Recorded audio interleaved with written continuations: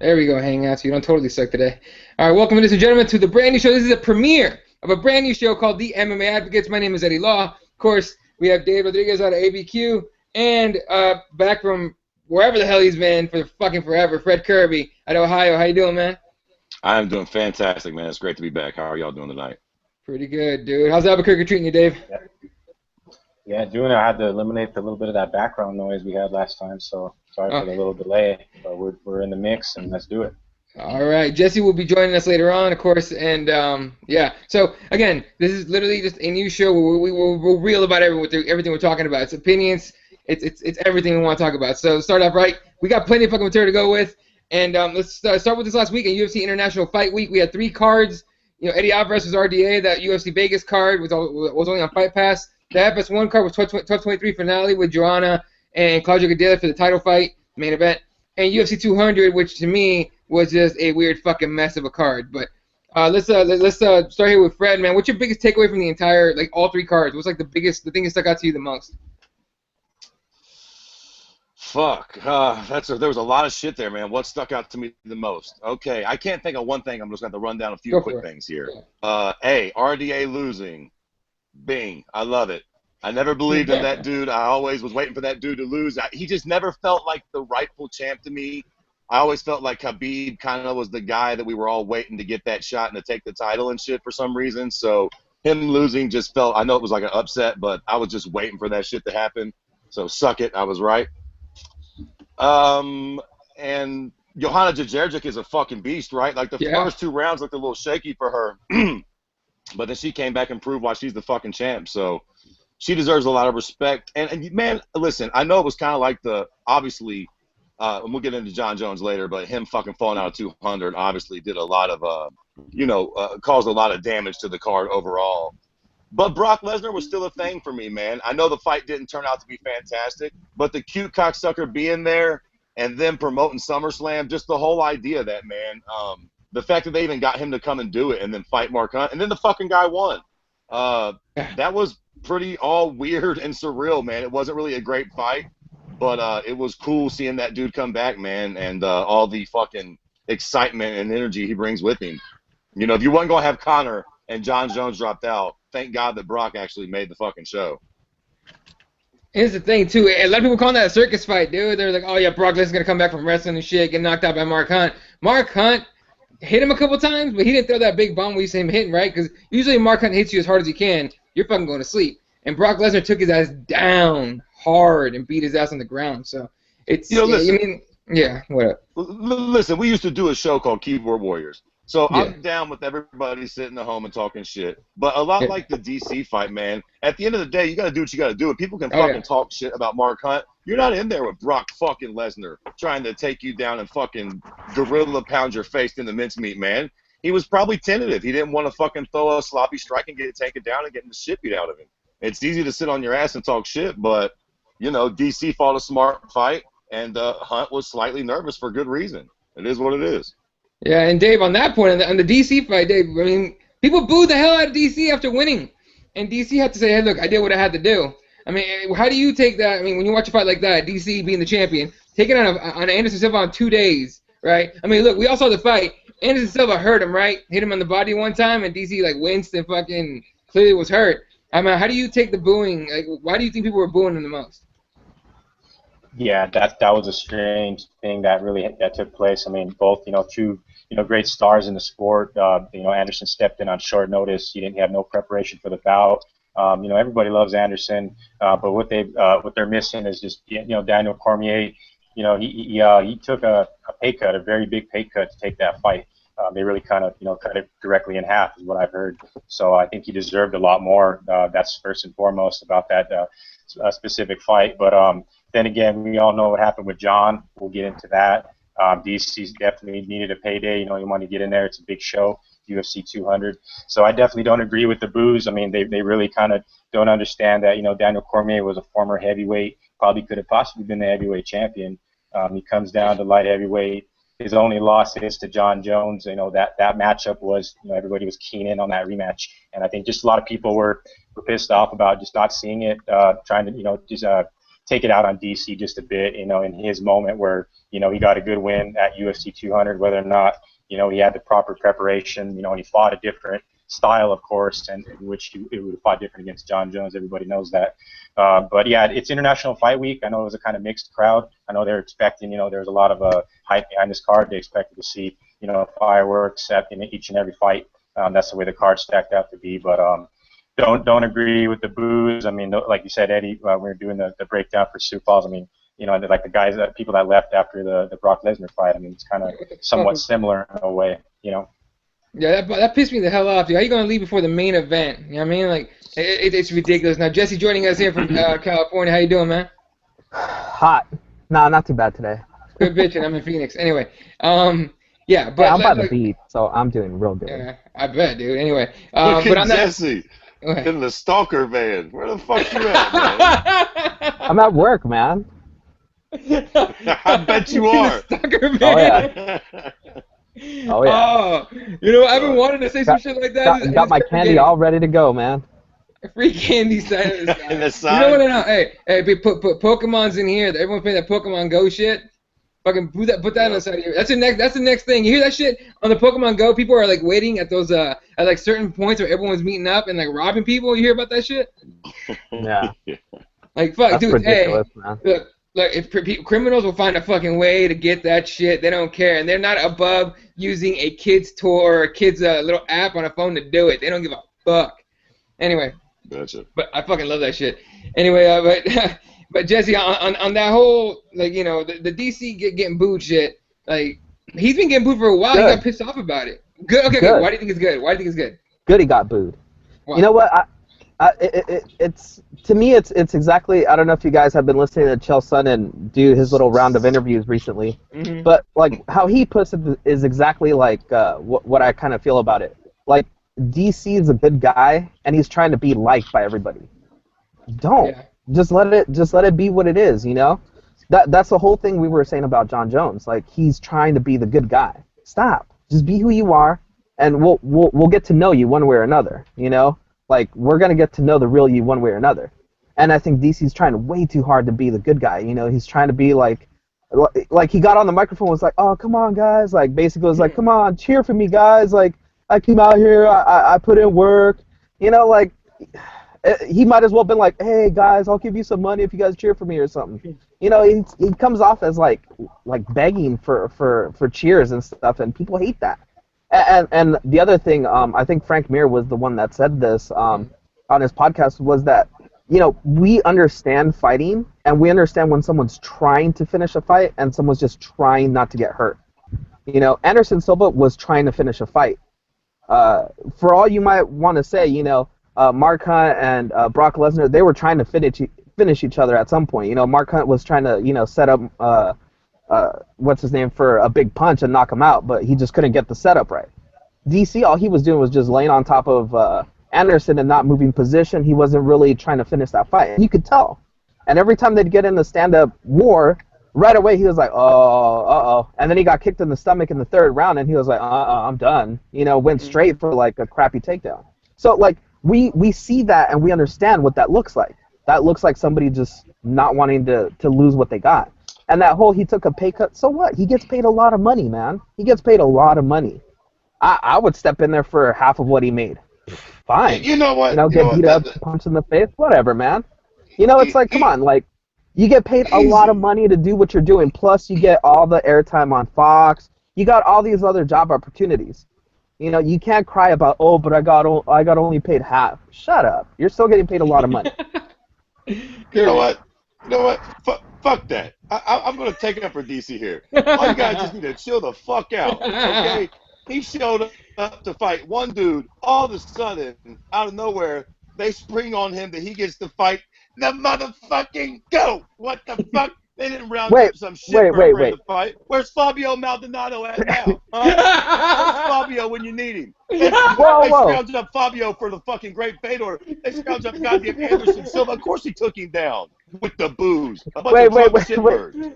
So you wanted to give him Fabio so he'd punch him in the face and like put him to sleep almost as bad as Fabio did to Fedor? Come on, man. He wasn't going to take that fight either. He wasn't gonna take that fight ran through either. Fabio like a goddamn fucking hot knife through fucking butter, Jack. Yeah, Wait. But see, okay, that's what everybody was expecting. An in shape, in camp DC against an out of shape 2 days fresh off the LA plane, you know, partying it up with his kids and family in Las Vegas, Anderson Silva. He should have ran through him like nothing. He should have finished him in that first round. He should have treated him Oh, almost as bad that's as the goat. what was it? What was his first fight? No. Patrick Cummins? Yeah, Don't he you should have dare ran through him like say Patrick Cummins. Don't you dare compare Patrick Cummins to the fucking goat. Don't you dare. That's how it should have been. That's how it should have been. He outweighed him. He was in shape. I mean, you can keep going on all the accolades. I mean, think about it. A Strikeforce heavyweight champion, probably a UFC heavyweight champion if Kane, his buddy, wasn't up there, you know, just holding up the line. You know, come on. And light heavyweight champion beat, like, what was it? Anthony Johnson took one of his best shots, didn't go down, beat him up. I mean, come on. He should have ran through Anderson Silva. And that's not disrespecting Anderson Silva. That's just saying the caliber of fighter that DC is on a full camp. I think that's clearly disrespecting Anderson Silva as far as it goes, but I'm just saying, like, it's Anderson Silva. I think Anderson Silva could beat Anthony Johnson on the right day. He gets criticized a lot, but he's still the fucking GOAT, man. Yo, okay, look, first of all, where's Fabio Maldonado when you need him might be the best fucking line I've ever heard in my life when it comes to, like, Jordan's like, where's Fabio Maldonado when you need him? I'm falling over when he said that shit. But the other thing, too, I thought DC had too much respect for Anderson Silva. You know what I mean? I thought when you go fight somebody like that, he had too much respect for him. And he was almost afraid to fight him, take him down, or to stand up with him. And I mean, Silva kind of proved it when he fucking shot him he hit him in the stomach, and you know DC's face was like, oh shit, and then just like Jesse said, takedown immediately, right? Well, what the fuck do you cocksuckers expect? He kicked him in the gut, and he's a goddamn machine. Of course he took him down. Yeah. The whole fucking most of us would have. Right. Who was it? Fucking Cowboy that said he fought like a faggot. Child, please. No, wait. Child, but here's the thing, Fred. Ran through you like a sissy. But here's the thing, Fred. Did DC at least like attempt to finish the fight on the ground? He didn't. He just did enough so they wouldn't stand him up. That's debatable. You gotta admit that. I mean, maybe. Listen. I hate to keep saying it, but he is fighting Anderson Silva. He's got a great guard. Anderson's been in there with a lot of guys. And out of shape Anderson Silva is still better than 90% of the fucking other humans on Earth, man. I don't blame him for taking him down. Had he stood with him, he probably would have fucked around and got knocked out. Shit. No. I'll tell you what I noticed. When the fight first started, all bullshit aside, I was surprised at the size. Anderson literally looked bigger. Like DC stocky, but I was like, what the fuck? I kind of expected DC to, I don't know, look a little bigger. He low-key looked like the smaller man all around. Yeah. But again, like I understand the game plan. You know, anybody's game plan is to do exactly what Chael Sonnen did, just better, right? Get in there, take him down, beat him up, try to finish him off. But see, DC has the type of wrestling that you know for a fact he could stay out of those positions that, you know, Chael Sonnen couldn't, you know, a triangle or whatever that he got finished with that first fight. I mean, we understand that DC's the far superior grappler, and he should have been able to be in better positions. I mean, look at Mark Hunt and Brock Lesnar. One fight after that, Brock Lesnar was moving position. He kept, you know, trying to finish the fight, trying to do a stupid little head and arm choke that he's so good at, apparently, the first thing he knows how to do. But, you know, or Kimura, he also tried a Kimura. You know, like, he was trying to do something. Yo, Brock Lesnar is cute when he fights, ain't he? He gets so excited. He's like fucking with his little hammer fists and shit. It's like, easy, Brock, easy. Just posture up and finish the fight. He gets so excited. Chill with your blue belt shit, bro. That's what it is. Fuck. All right, let's switch gears here to the main event. And Dave, I don't know if you saw this picture. You seen the picture of Miesha Tate from the day before her fight, or the day before Wayne's, I think it was, when she was cutting weight? Yeah, I seen that, and I remember you hinted about it. You kind of were thinking she had a rough cut, and there was more to it, you know, with her barely making weight. So, yeah, that's really just, you know, when that happens, I mean, there's always something up with the fight when there's a bad cut, especially Miesha. I mean, normally she does have a great cut. I think she even went in an interview, went about saying, you know, this has been a great camp, it's been a great cut. So, obviously, that's been proven not to be the case. So, and this is such a high-profile bout. I mean, there's just a lot of just the big stakes alone. I think I even heard DC talk about it, like even after he knew he wasn't fighting John, he was cutting down a little bit of weight. The weight just wasn't coming off as easy as it was, and he was fighting John. And there's been other fighters who've said the same thing, where it's just kind of frustrating. I think TJ Dillashaw was something where he was fighting last minute. Joe Soto, I think he mentioned it a couple years back, or when he fought Joe. And then there's been other fighters that came about saying that same thing, to where the opponent switch is sort of it just kind of messes with them in the cut, and it's just not as easy, and they're a bit frustrated in the process in which they already are, killing themselves to make that weight. So. Yeah, but the thing about it, and I don't know if Fred and Jesse, you guys seen the picture. If you guys haven't seen it, it's all over Twitter. I'll retweet it in a little bit here. It's basically Miesha Tate on the ground, all fucking like out of it. Her team surrounding her. Brian Caraway's either checking her pulse or making sure she stays awake. But, dude, she had an awful weight cut. And then she went in there and got murked badly by Nunes. In fact, dude, walking into the arena, the video they had of her, or when they had the camera on her and everything, she looked way off, nervous. I don't even think she knew where she was. On the walk to the fucking cage, she usually sings along with the awful fucking song she walks out to. Nothing. Not a fucking lip sync, nothing. It fucking looked like she was fucking nervous and scared shitless. And then gets in there, and she's fighting kind of scared and off, sort of. So, I mean, what'd you think of the fight, Kirby? I mean, I thought she looked nervous, and she was way off. And then Nunes just fucked her up. Okay. What did I think of the fight? Fucking loved it. I think it fucking saved the show a little bit, quite frankly. Brock was cool that whole thing actually happened, but the fight itself was a bit of a dud. And then she came out and beat the shit out of Miesha Tate, and I fucking left the event kind of on a high. That was a nice way to end the event. And, okay, so I'll tell you what. I'll tell you how much I care about Miesha's fucking weight cut. That much. None. Zero. Zada. I don't give a fuck, because her weight cut is her issue. It's fucking UFC 200. It's like the biggest event ever. You're defending the belt, the fucking thing that you wanted your whole life. How the fuck does your weight cut end up bad? You should have been on weight 3 days before the event. And if the fact that she wasn't, I don't know what to tell you. Unless something really crazy happened in her personal life, too bad, too sad. And beyond that, I don't think it really fucking mattered. Could it have helped? Certainly not. She looked like shit right then, so certainly fucking that ain't going to help matters none. But the reality is, she's not a very good boxer. Her head movement's shite, and her foot movement's shite. And she was getting peppered up on her face, and Amanda Nunes happens to hit like a fucking goddamn truck. It wasn't a good matchup for Miesha from the jump street, to be completely honest with you. So, the weight cut probably didn't help nothing, but I think if she had a great weight cut, the fight doesn't look a whole lot more different. Maybe she lasts a bit longer, but it still ends up inevitably the same. She was outmatched, man, by a bitch that was a way better striker. And even if the fight went a little differently, I don't know that she's got the tools to get her down and keep her down without taking some hard shots in the process to change her grappling ability. Yeah, and then on top of that, I mean, now they're talking about if Ronda Rousey wants to fight Nunes for the title when she comes back. I mean, Ronda Rousey has a title shot upon her return. You know what I mean? And now she's coming out with that commercial, that Reebok commercial. Talking about basically, what was it? Fucking, I guess, make a peace with the fact that she lost and that she's gonna come back and fight and shit. So then we got Ronda possibly against Nunes, and we see Ronda striking his dog shit. I mean, it's pretty fucking bad. You know what I mean? Like, it was bad enough to where I even suggested that she should go to fucking King's MMA, like every other goddamn drone in California, and learn how to punch. Because that's not happening at Glendale Fight Club. What? I'm sorry. Oh, sorry. RDA? Would you say RDA? Can I just say that? All right. Anyway. Oh, by the way, Kane, wheel kicks, winning against a GFC guy. That's all I got to say. Game. Yeah, they better check his fucking piss with those wheel kicks. Hang with Vitor. I don't give a fuck. Hey, I don't give a shit. I was happy as shit. Finally got a W again. God damn it. And didn't fucking break something on the way out, hopefully. He looked good. He looked good. He looked real good. Hopefully, But then, at the same time, Travis Brown looked awful. Yeah. Right? Travis Brown looked pretty bad. So I can't give him 100% credit, but it was pretty good. It was a win. It's a pretty good win for him. Man, you know what?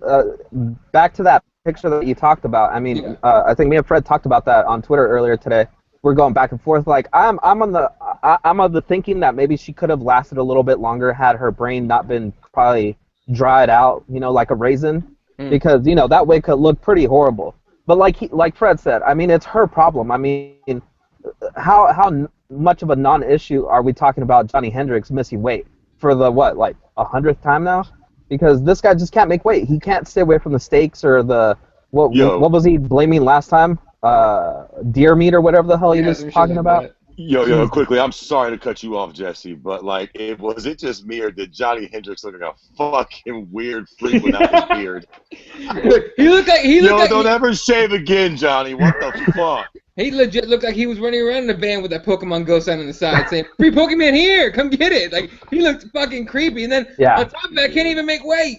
Fucking can't make weight. Like, I think we've seen the last of Johnny Hendricks. I mean, like we talked about before, I mean, I don't know what's up with this guy. Like, if he needs to go back to training, back to where he used to come from, or I don't know, man. But he was a wrestler. He should be able to grind out these weight cuts easily. Look at DC. He almost killed himself trying to make weight for the Olympics. Killed himself, pretty much. These guys shouldn't have any weight cut problems, and he just keeps having these problems. But Miesha Tate, on the other hand, I mean, I think she maybe could have outlasted that round had she been a little bit better. But I don't know, man.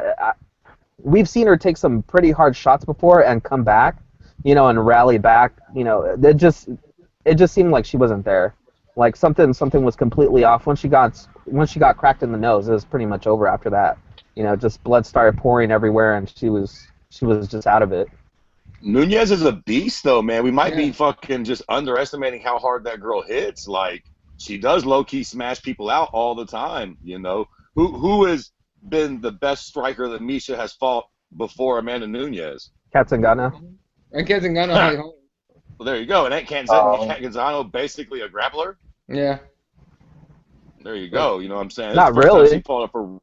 Did you see her performance at 200? Didn't look like she was a grappler. Yeah, exactly. What the fuck? Hey, real quick. So we got a bunch of people here on the YouTube. Appreciate you guys watching. Shout out to Jody, Andrew Reed, Fang. My boy Fang is on here. Mike Jarvis, I believe I saw him talking a little earlier. But Fang saying, if homie in the van is such an MMA fan, does his van say free touch butt inside? No. Gross. Hey, you know what's funny? He's fucking McGregor fired that dude's ass and then got him back on the team for the second fight with Diaz. Like, it's gonna help his ass. It's not gonna help him. Fuck that. Who you got in that fight for Kirby? Who do you think I got in that fight? Of course you got McGregor, you fucking... I know goddamn karate motherfucker. Listen, I really think the whole fucking touch butt thing, it's cute and it's funny, don't get me wrong. But I think it's way overblown. I highly doubt that he's doing yoga all day long. You get to see that shit because it's interesting, but it's not, fuck. It's got nothing to do with nothing. What he needs to be working on is boxing. Yeah. And jiu-jitsu, but mostly boxing. Cause, and, even then, cardio. Whatever. Yeah, cardio. Right, all right, let's talk about John Jones, man. I mean, look, John Jones testing positive, and they're saying, look, it's come out. I think Rashad Evans said it, Chael Sonnen said it, and Brendan Schaub saying all this shit. Estrogen blockers. And what we know from estrogen blockers is you use it when you cycle off of steroids. Now, Kirby, you're making a face. What's up? I just want to say, hold on. First off, Chael Sonnen, all due respect, you're a lying piece of shit, okay? All due fucking respect, you are a lying cocksucker. So before we start roasting the fucking guy at the spit, we don't know what the fuck he tested positive for just fucking yet. If it is estrogen blockers, then you can carry on your story. I just wanted to get out of the way that this is all fucking rumor and innuendo, okay? For fucking starters. So, finish your story out. And Dave's in Albuquerque, man. He's near the Jackson's people. What have you heard? I mean, it's been a couple days now. What have you heard down there by Jones? Yeah, I mean that he posted a picture, that he's back, in the gym. I think what did he say? I'm not gonna let the devil steal my joy. So it looks like he got right back into the gym. He was training. I did talk to Phil Hawes earlier. It was much more to do with an interview and stuff about his fight coming up. Didn't ask him about John. Talked to Landon also, who's competing on the card, but that's also something separate. I've been kind of focused on those two guys. They trained directly with John. I'm hoping to catch up with them, post-fight and then see what's really. I have an interview set up with Phil Hawes next week. I'm going to ask him about it and get his take on the whole deal. The interesting thing about the Jones press conference, I think it was brought up on. I think it was when Chael Sonnen asked the question. It was actually Chael that asked him the question, and he was pretty much asking him, or wanting him to admit to it, or actually tell him, the known substance that I guess that Ruvalcaba, Jones and his team, they already know about it, of course. So they're just kind of keeping it under wraps to build their case, and of course that's that's their right to do that, and that seems like what they're doing. But it seemed pretty careless when John replied and admitted that he trusted in others to monitor the supplements. Mm-hmm. He thought that it was something that was impossible to happen, that it just could not happen for him. So that was kind of weird. So that just puts him in just a two-way street where either he denies it all the way, or he possibly can prove that it's a tainted supplement, which is I think what they're going to stand by. So he's still facing the 2 years. A lot of people are just saying it's going to be 2 years. It's going to be 2 years. I think they have the hearing scheduled for like in about 4 or 5 days. So we'll find out soon enough what's with John. Locally here, like I said, I got an interview with Bill. I'll talk to a couple of his training partners, get their take, and we'll talk about that further. But yeah, that's just my take on just like that little scenario where Chael had asked him the question at that specific presser. So going forward, it's just something where, yeah, if it's the supplement company, everybody knows that the supplement company dropped him and issued a statement, said that we'll do anything we can to help out with the process. But that's kind of weird that they dropped him immediately, and there's just, it draws a lot of questions, and then there's so much stuff unanswered at this point. Like Fred said, you don't actually know what he tests positive for. What the fuck is going on with this shit? What is a tainted supplement? I have no idea what this whole WADA, VADA fucking shit is going on anymore. Like, I really don't know what the problem is. How are so many things on this list? How do so many people not know what things are on the list? How is this such an issue for everybody? It seems like everybody's popping. And before, if somebody tested positive for steroids, it was fucking like HGH or something real nice and solid like, and we knew they was a goddamn cocksucking cheater. Now, it's like all of a sudden the fucking aspirin, the generic aspirin's got a little backfire in it, and fucking people are getting popped for shit. I don't even know whether people are genuinely cheating anymore. It's like all of a sudden they bought something over the table from GNC, over the counter from GNC, and they're fucking, they're testing positive for what the fuck would a layman like me would think of as steroids. I don't know shit about steroids, man. The only thing I would think is either it helps you fucking like be bigger and stronger and faster or not. And I think most people, when they see that you test positive for like a banned substance, it's either like cocaine or marijuana or something that makes you cheat. And if there's all this gray area to where people aren't really taking shit like HGH and it's just this weird shit, I don't know, man. It's kind of a bummer, man. It's giving a lot of guys a really bad rap that maybe they don't fucking deserve. Like, what the fuck? Dude, did you watch the Jones presser the day after or whatever? A little bit. I didn't watch all of it, though. Did you think it was like his tears were legit or just bullshit? Because I thought it was bullshit. Well, of course you did. You're a hater. Oh, chill the fuck out. Look, no. I'm not hating. No. Time out. I disliked John Jones before because he was being a fake son of a bitch, trying to be like, oh, I'm a nice little Christian boy, and then fucking in between interviews, calling fucking DC a pussy and shit. That's the shit I want to see. I want to see an honest motherfucker call DC, hey, you're a pussy to his face, while we're all watching. Not I had to fucking, not unpause from a goddamn interview. That's why I didn't like him. Now, even when he came out this time, he's like, saying fuck you to DC on Good Morning America, whatever fucking show they were on, and all this other stuff. I'm like, all right, I like this Jones. He's honest. Listen. That man lost a lot of money, and believe me, he waited a long time to come back and get that belt. Went through a lot of bullshit. I don't know why the fuck he did it, or who the fuck let him take a quote-unquote tainted supplement, whatever the fuck that means, but somebody's ass needs to get fired, Jack, quick. I mean, a bunch of people. It's kind of unbelievable, to be honest with you. I got to say, you know what I feel bad for? Dana fucking White. Yeah. It's like you couldn't write a worse script for shit to happen. Like, the one fucking dude, they got these 3 big events, all this shit's going on, all the shit with Conor before they finally do John Jones. The one fucking guy you don't want to falls out 48 hours before the fucking biggest event. What a fucking nightmare, man. Whoever John Jones has on his team, he certainly needs to rearrange that shit. No, for sure. Whoever let him take that shit, for sure. They were talking about, certain companies that were sponsoring him and shit, getting the blame, and Dave was talking about it. They dropped them, and they were like, hey, we'll cooperate to prove it wasn't us. So that's one of those things there. Now, Jesse, what do you think about this whole thing with Jones? Did you buy the tears, or do you think they were bullshit too? No, I didn't buy the tears. I think that whole press conference was stupid. It was a miss for his team, And that lady that assumed that we're all supposed to know who the hell she is, she's a dummy. Because she was like, you guys all know me. No, nobody knows who the hell you are. You should have introduced yourself, dummy. Besides that, I think in instances like this, you come out and you say, hey guys, listen, this is what we tested for. Don't know what happened. This is how it usually gets in your system, or something. You know, you got to get in front of the situation. You can't just go, oh well, we're not going to talk about it, but you know, we're going to figure this out. Okay, well, how do we know? Like, you know, we're supposed to kind of feel that you're being upfront with us instead of trying to hide stuff from us. See, now, like they're already starting on a bad foot by trying to hide this information. The other thing that really pisses me off about them is the fact that, like, people are saying, oh, he's missing out on all this money, boo hoo hoo. Dude, he's I think it was an interview with DC where he's like, hey DC, how much money you got in the bank? I got 10 million. Blah blah blah. He's like pandering DC, like telling him that he's rich and all this stuff. He doesn't need the extra money then. He doesn't need it. He doesn't need to be out there, you know, just go and do blow and go bang hookers and do whatever you want, John Jones. Like, get out of the sport if you're not going to take this seriously. Like, it just annoys me to the fact that so many people took it to, like, oh, the whole, like, all UFC 200's ruined because of this guy. No, we still had a great event. It was fine, with or without him. Sport moved on.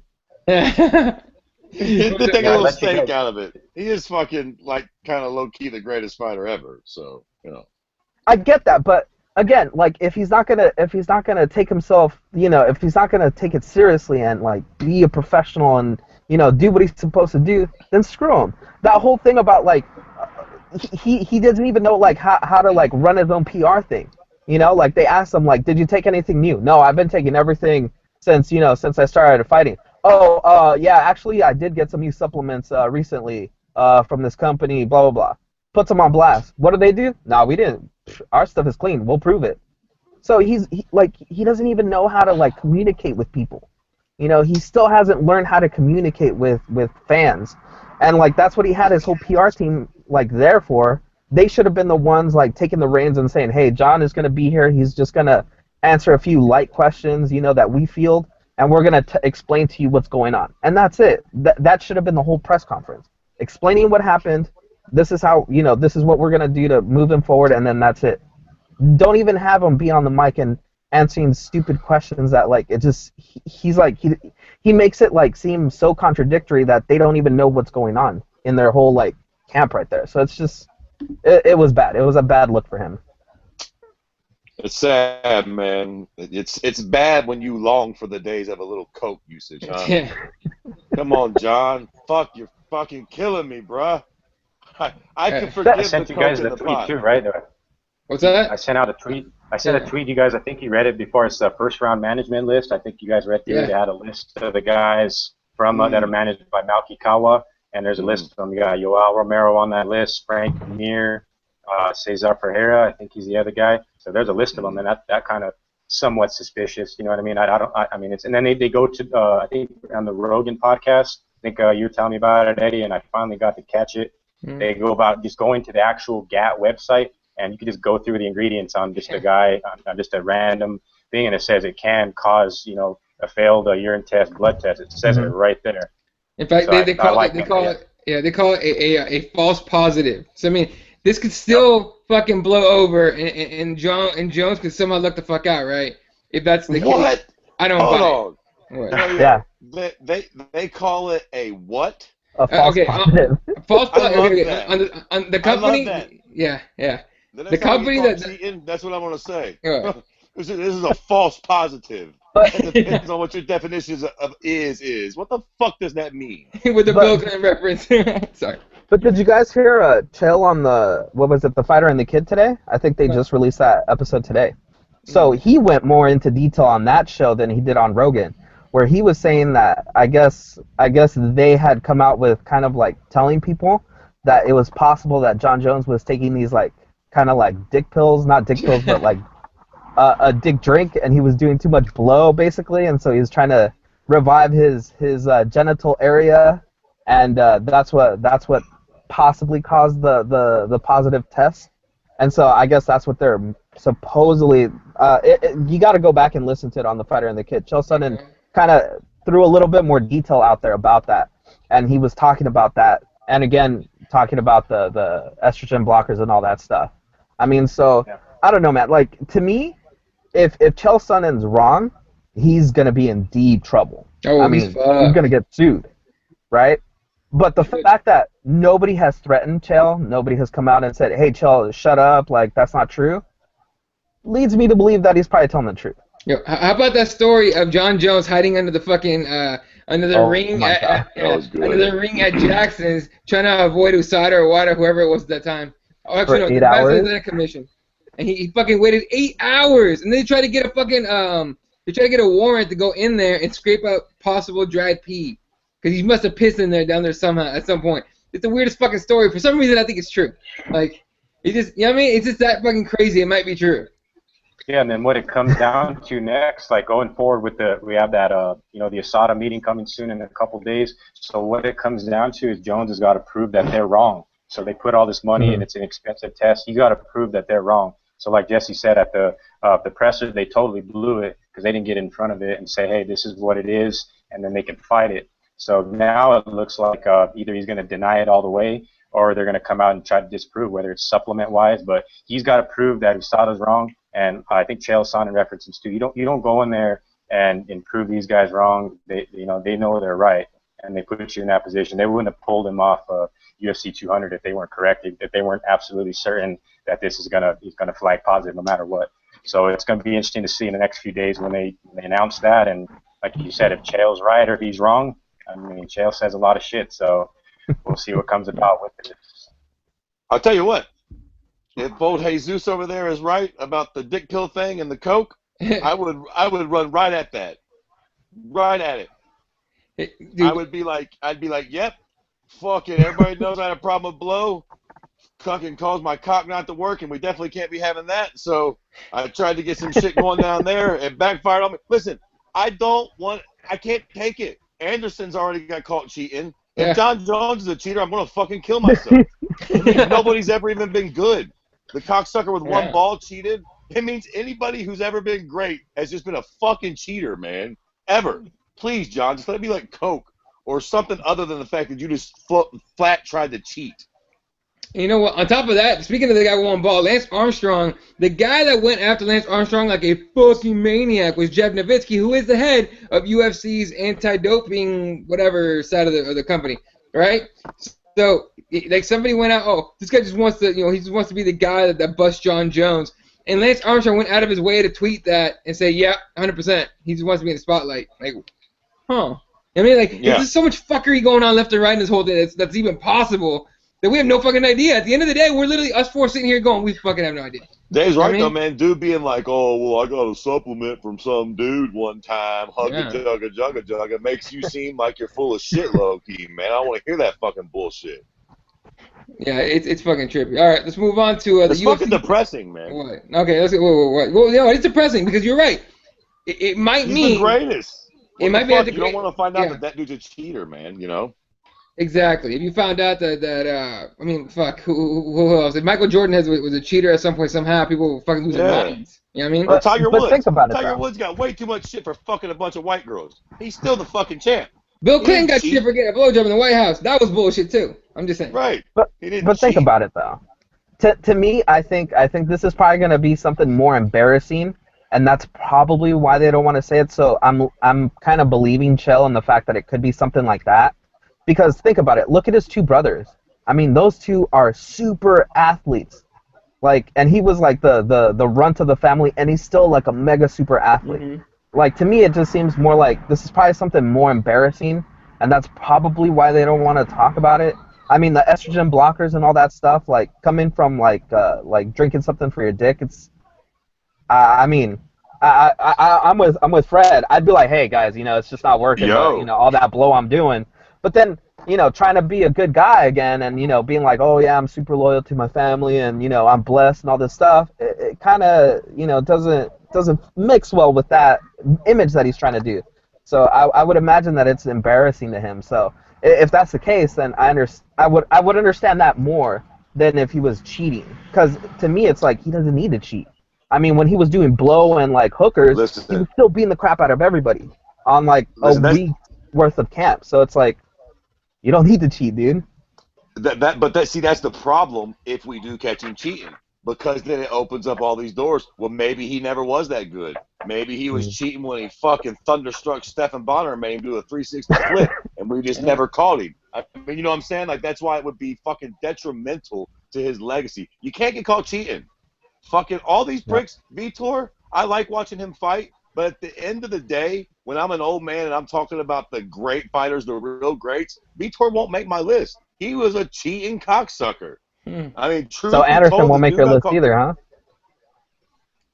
Okay, so Anderson's got an asterisk by his name because he did completely rip his leg off, okay? The cute cocksucker deserved a little bit of credit to try to come back around. He's fucking long in the tooth and he ripped his leg off.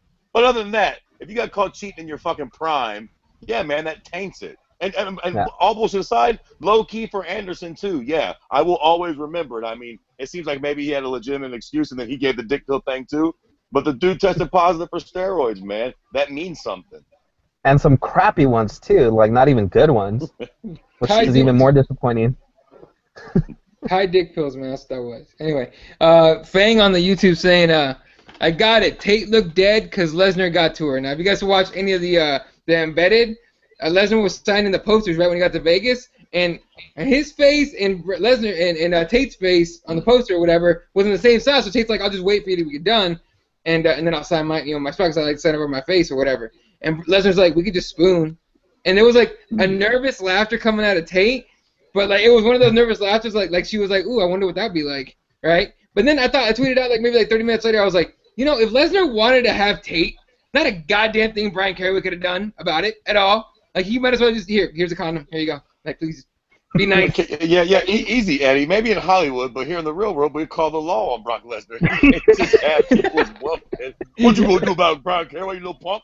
You knock the fuck out.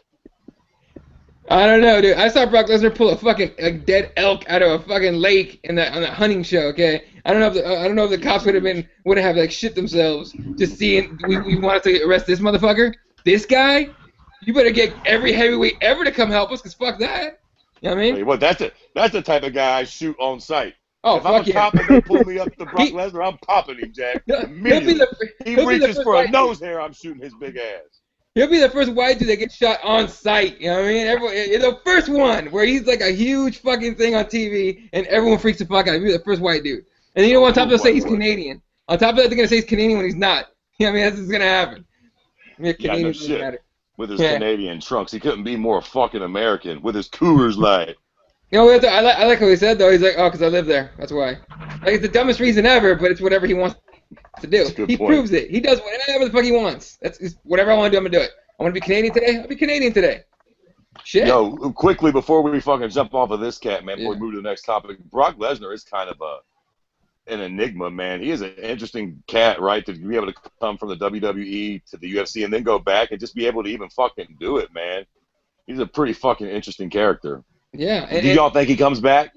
Oh, does he come back, man? Well, okay, so first of all, he's got whatever he's got coming up with. They fucking promoted it during the pay-per-view. SummerSlam, right? Yeah, SummerSlam. So he's got that coming up, right? So he got out of this without any injuries, for sure. Like, Hunt didn't do anything to him. He got little purple eye, that's about it. He might have been squinting it to make it look worse. But, you know, fucking, dude, I don't know. I mean, if he comes back, it's only going to be for a title shot. He's not going to come back for another Mark Hunt. You know what I mean? All right, what are you, Hillary Clinton, motherfucker? Yes or no? Does he come back? Fucker. First of all, hell no. But no, I'm saying he's not going to come back. Oh, no, you don't think he'll ever come back in? This is his last fight. Yeah, I think that's it. Jesse, you want to go? I think we'll see him for New York probably. I think the new owners of the UFC are going to cut him a really nice check to come to New York and fill that arena out and really make it a big event. So we'll see him back.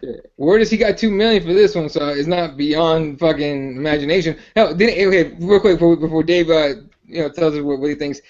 Is it true Anderson Silva got $6 million for this shit? Probably. God damn, that's I insane. guarantee nobody on this fucking panel knows. Oh, it's Did. all I've heard everywhere left and right is that Anderson got $6 million for fighting, which kind of fucking sucks for DC. Dave, so what do you think? Brock Lesnar comes back? Yes or no? Yeah, I have to agree with Jesse. Yeah, I think they'll probably, like the new ownership will probably, pump some more money into it. They're going to try to, they're hearing all the feedback about 200. They know they got, plenty of marquee fights to line up. Throw the Rousey in there if they feel necessary, if she's going to come back. Brock Lesnar combined with the Conor, with a big heavyweight fight, though. I see Brock coming back, but it doesn't necessarily have to be for the title. It could just be a big killer matchup, but it's got to be timely, though. It's got to be timely card. The heavyweight title, as we know, Stipe. He's got that fight lined up in his in his backyard. So we do know Kane, like you said, Eddie, a couple days back, strike when the iron's hot. Kane's hot right now, so Kane's got to stay healthy. And afterward, after the Stipe bout, we'll see what comes about. Because that's the heavyweight. The heavyweight scenario is pretty interesting right now. I mean, we talked about Travis Brown looking like shit. I see him, probably fighting like a Struve next, or they'll throw Hunt against somebody interesting, and he's right there. So, yeah, there's some decent bouts, but Brock coming back, not necessarily for the belt, but just something high-profile name though. Okay, well, first of all, he don't want to fight Kane. He want no part of healthy Kane. All right, healthy C-level Kane will murk this shit. We'll send him back to retirement. Okay. C-level Kane, he's nuts. Whatever, dude. They did that shit in Mexico. Kane's kind of fucked, all right? I'm not going to lie. All right, I'm a Kane fan, but I'm realistic as shit about it. I was fucked up. Anyway, all right. We were talking about the new ownership, so let's get right into that, too. UFC has been sold $4.2 billion, whatever the fuck. First of all, I cannot blame the UFC for, the Fertitas for selling that shit. You spent $2 million on it, and you got $4.2 billion at the end of it. That's the best return on investment ever. That's got to be like the best ever on that shit, right? So now they're not majority owners anymore. They're minority owners. They still have a stake in the UFC, as is Dana White, but they're just not the majority owners anymore. So you probably won't see them anymore, right? Like we see Lorenzo at events pretty regularly now. Yeah, now it's gonna be some fucking faceless people I haven't even looked up who we're even dealing with. But this again, when you buy, to me, when you buy a fucking company for $4.2 billion, it's not to leave it the same. You know what I mean? It's because you have an idea of what to do with it. You want to improve it, do something with it. So, Fred, what do you think? Your predictions? What do you think changes? Like the biggest changes will be? You know what, man? To be honest with you, I have no fucking idea. I haven't really thought about it. I will say this though.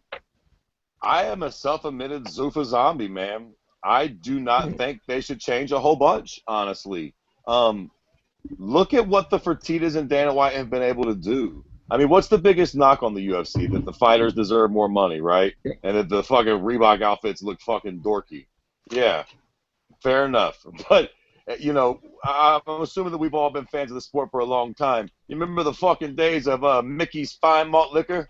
You remember old Bruce Buffer saying that? Yeah. This one brought to you by Mickey's Fine Malt Liquor. Let me tell you something, Jack. I have drank Mickey's, and there ain't nothing fine about that malt liquor. Awful. It fucking sucks, man. It's awful fucking. Don't fucking drink that shit. Anybody, don't do it. Listen.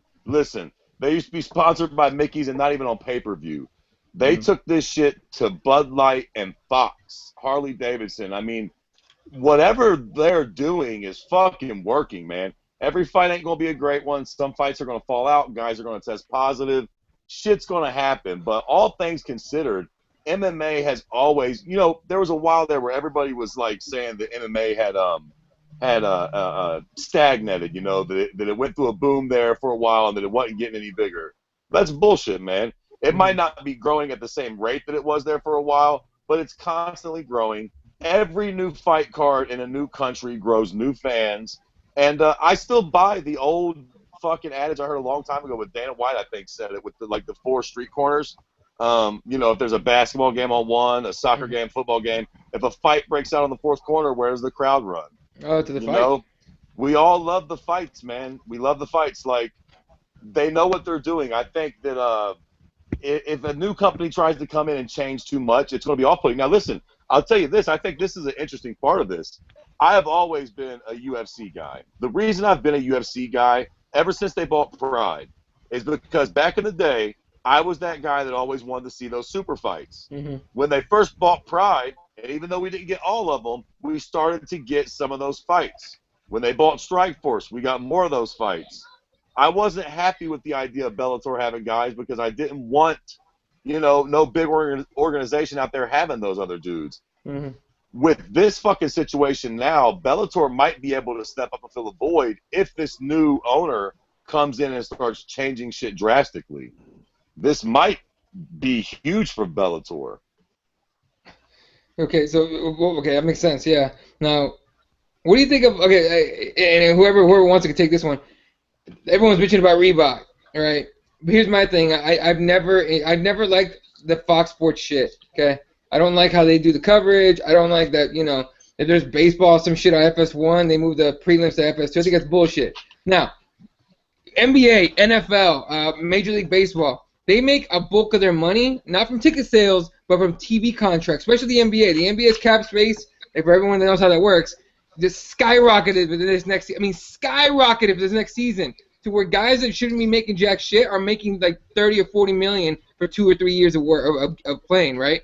So that comes from TV money. These TV deals are ridiculous, right? So once FS1 or that Fox Sports contract ends, there's going to be a bidding war for these guys. They're going to get billion-dollar contracts easily.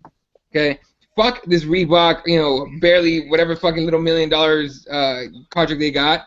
That's just going to go out the window. They're not going to need that shit no more. It's going to be crazy once that happens, and it's I don't know, that $4.2 billion label definitely changed the UFC's image. Okay, because it's no longer, you know, the fucking this voodoo ass or, you know, this taboo ass fucking, you know, thing going on in Dayton or in Dayton or in fucking Alabama or whatever. They had fights in Dayton, right? Hey man, go fuck yourself. Anyway, was that a jab? No, it wasn't a jab. It was supposed to be that sounded like it. Dalton or something. There's a D fucking city in Alabama. Whatever. Rogan always talks about it. It's no longer a fucking tiny little fucking taboo shit in a tiny little town. Now it's going to New York. It's been in Chicago. It's been in LA. It's fucking home is Vegas. So it's a new fucking label for it, and it's the biggest sports deal ever. You know what I mean? But I think the TV contract thing is going to be huge for them, and I think that's the thing that's going to skyrocket, that's going to push the UFC to the next level and allow them to do things that they've never thought of. I think you're kind of right, but the only difference is the NBA, the players have an association. Football, the players have an association there. Everywhere they have an association, and they make the deal with the company to get a percentage to the players from that TV deal.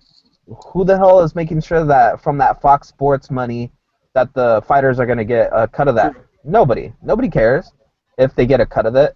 You know, and like I get the fact that we've steadily seen an increase in their pay, but like to most people, I think we're at like, I would assume that at the highest, I think the UFC is giving them about like 15% of revenue to the fighters. And I don't see that changing, and I don't see this new company coming in and going, well, you know, we're going to cut into our revenue, but we're going to cut a deal with these guys right now, and we're going to get them, you know, better pay and everything. They're not going to do that, man. I think, and to what Kirby said, I think they would be wise to keep Dana White as long as possible and not change anything. Just kind of let him do his own thing and kind of just run the company, and they're just going to make sure and, you know, kind of broker the deals to get more stuff, you know, instead of just having Monster and Reebok and overlooking all those things and making the product better. I think the opportunity that we have right now as fans is to see a much more polished product than we have right now. I mean, we have a good product, you know, but I think it could be a lot better. We could see a lot more benefit to the fighters. We could see a lot more benefit to us as fans, you know. And I think that's the good thing about this. The bad thing is if they just come in and start slinging ideas left and right and, you know, throwing people out on their asses, you know, and saying, no, you're done, you're out of here, we can do this better, then we, like Fred said, I mean, even World Series of Fighting could step up and be like, hey, we're the new Bellator, we're the new Strikeforce or whatever, you know. Like, it would be disastrous for a bunch of fighters to feel like they're not important anymore, and, you know, the old regime was better, and now these guys are going to jump ship and, you know, move on to the next company. That'd be the worst. I do got to say quickly that I know a lot of the people fucking talk shit about the UFC and how much, you know, money disparity there is with the fighters. But I think a lot of people got to understand, too, that, like, the UFC spends a lot of money. How much money do you think they fucking spent to get into New York? let alone, you Shit know, ton. all the other fucking gnarly countries they're going into every other month, you know. Germany was a thing.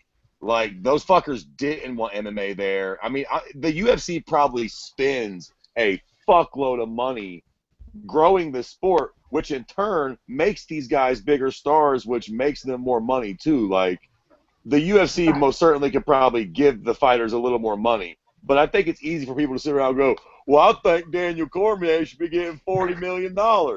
You got no fucking clue what you're talking about, buddy. You don't know how much it costs them to pay for all that bullshit, where they're going next. I mean, you know, there's a lot of expenses that go into all that shit too, man. So, you know, I just always think Yeah, about that when people are bitching about the fighters do deserve it, and they are the stars, but the fighters ain't getting no money if the UFC isn't the UFC, you know. That's the fucking platform that enables them to do it, man. So, takes money to make money.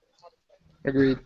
Now, and everyone talks about this fighters union thing, right? And Mike Jarvis has said this on YouTube. He goes, the fighters need to actually try to make a fighters union instead of just talking about it.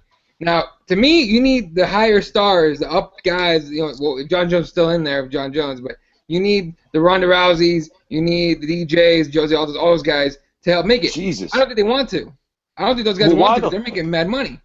why the fuck would they? Right? That's the Exactly. fucking hilarious thing when people talk about this shit all the time. Boys, wake the fuck up. None of those pricks that get paid all that money want to take a pay cut for fucking no goddamn body. And let me tell you something. If I'm Mighty Mouse, neither would I. You know Yeah, how hell I no. started getting paid a lot of money? Kicking fucking ass. If you can't kick ass, sorry. I'm not giving up a share because you ain't that fucking good. Go be a plumber. Yeah, and that's the thing, right? Like you need a fighters union is in you know what, NBA has you know and the NBA BP whatever, NFL has their players union whatever. Now Dave, if you make a fighters union, is you need the higher up guys. I don't think that would happen. You know, do you think that would ever happen? Do you think that any of the fucking highest paid fighters would ever help all the smaller guys make a fighters union? Yeah, that's an interesting topic. You know, it's just where, yeah, you definitely need the biggest stars, the big draws to get involved, be very vocal about it, and be about it, and not just talk about it. Yeah, you definitely have to really be serious. And now, especially because of the sale, these fighters should know that, know their worth. That, you know, they made the UFC what it is. You know, there's plenty of stars, household names. I mean, you can not even champions. That's why I was explaining to somebody who's a real big boxing guy, and I told him, you know, just, you know, there's plenty of people in the boxing community that know, you know, champion fighters, but when it comes to the UFC, I mean, you got guys that are just in, you know, sort of up and comers in any sort of division. They're household names, they're favorites. So the UFC still has, you know, plenty of room to grow. I think, you know, in this an entire deal, like with the William Morris, the WME, I think they'll push even more money into promoting and possibly maybe a few more shows. I know they do, you know, almost a show every week, but yeah, they're definitely going to be, you know, on the promotion side, pumping the maximum amount they can. As recent as, you know, these couple events with John Jones, with Bisbing, you know, you got the Fox deal, you got people on ESPN talking about it, you got you know, Colin Cowherd, you got plenty of just news outlets where they've never talked MMA before until 3 or 4 months ago. So the MMA is really, you know, it's proven where it's at now. It's really on a big stage and everybody knows it. So and if they don't know about it, they're interested in it and they're going to watch. And tuning into Fox, like you said, it's kind of, you know, when that deal does run out, there is going to be a big bidding where you're right, Eddie. I think it leads something like that in which the fighters hopefully benefit from getting, you know, the maximum money that I feel that they deserve. I'm one to really just disagree on all types of fighter pay whenever I see it. I just absolutely don't agree with it when I see it. And then, of course, there is actually, you know, the 10-year deal now. They have that structured for a reason. They kept Dana White around. They kept Joe Silva around. Shelby. They're going to be doing the matchmaking. Those guys, Dana kind of keeps that order, you know, keeps everything in order with them guys booking the great fights that they do. And business as usual, I see going forward for a little bit. And then as the new year comes, we'll see.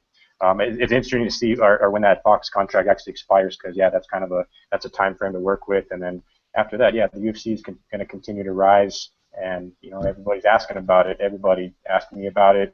Kids, older folks, everybody, you know, especially here in Albuquerque. I mean, everybody's a fight fan here, but just nationwide, it's just got a a bigger eye to it. And with this sale happening, everybody's just heard about it and they're interested. So that's a good thing. Definitely. And right now the co-main is on right now, and your boy's putting up a fight, dude. I'm just saying, Dave. So anyway, all right, we're at actually an hour, so we're gonna go ahead and end it here. Let's end with your pick for the main event, Robbie Lawler against Tyron Woodley, the next pay-per-view. Just with your pick, and then we'll end it there. So Jesse, who you think's winning?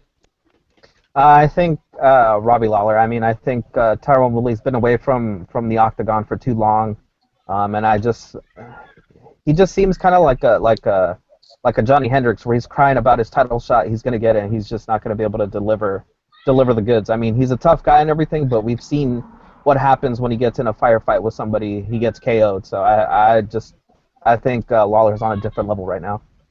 All right, Kirby. Yeah, I like Robbie, and I tell you what, I sure as shit hope he wins, because if Tyron wins, it's not going to be fucking pretty. You know what I'm saying? But I think Robbie's going to win. Listen, how's Tyron going to win this fight?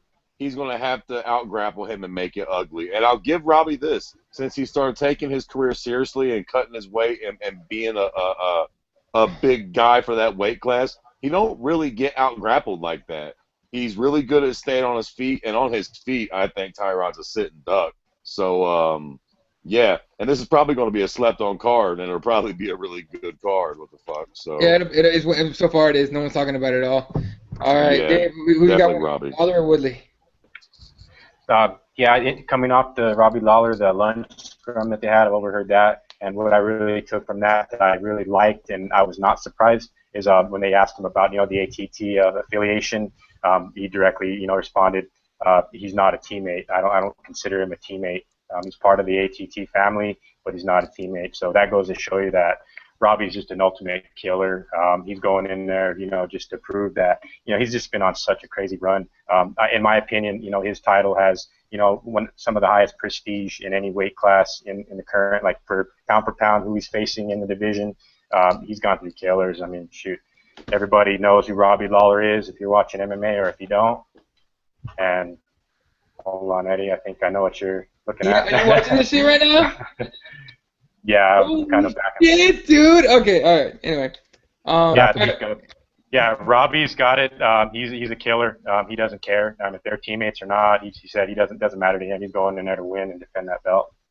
Is Tony Ferguson getting that ass whooped? Bro, dude, this kid, Landon, Groovy, whatever the fuck, Venata, he can fight. He can fucking fight, dude. God, I hope he beats Tony Ferguson so bad. Face. Hey, dude, real quick, he's in Ferguson's face, hands down, getting hit, and he just pops Ferguson right in the face.